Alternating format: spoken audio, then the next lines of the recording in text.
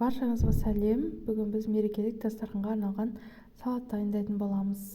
Ең алдымен салат жапырағын дәл осылай бірнеше бөлікке бөліп ыдысымызға салып аламыз. Менің YouTube каналыма тіркелмеген болсаңыз, подписаться кнопкасын басып және қоңырау шал белгісін басып қойыңыздар.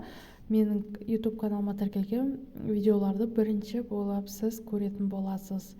Бадренімізді екіге бөліп жұқалап турап аламыз және помидорымызды дәл солай екіге бөліп бірнеше бөлікке жұқалау етіп бөліп алатын боламыз. Консерва жүгерісін бір ас қасық салатын боламын. Бір дана жұмыртқамызды ортасынан бөліп дәл осылай ірі етіп бөлшектерге бөліп алатын боламын. Ірілеу сухарик, яғни кептірілген нан салатын боламын осылай.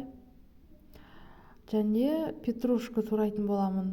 Бұл жерде меніңкі бір тәрелка шығатын салат, мөлшерін көбейтіп немесе азайтып жасай берсеңіздер болады.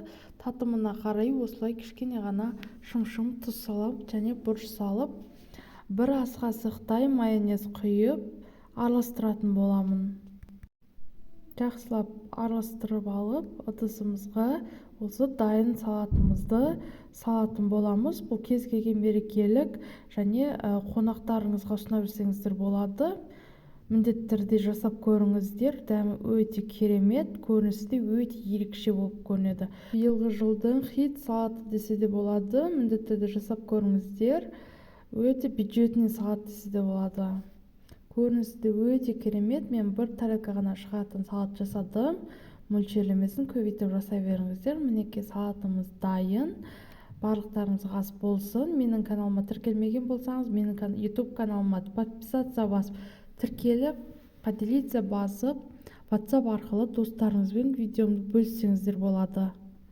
Сіздермен болған манат, барлықтарыңызға ас болсын. Міндетті түрде үй жағдайында жасап, отбасыларыңызды қуантыңыздар.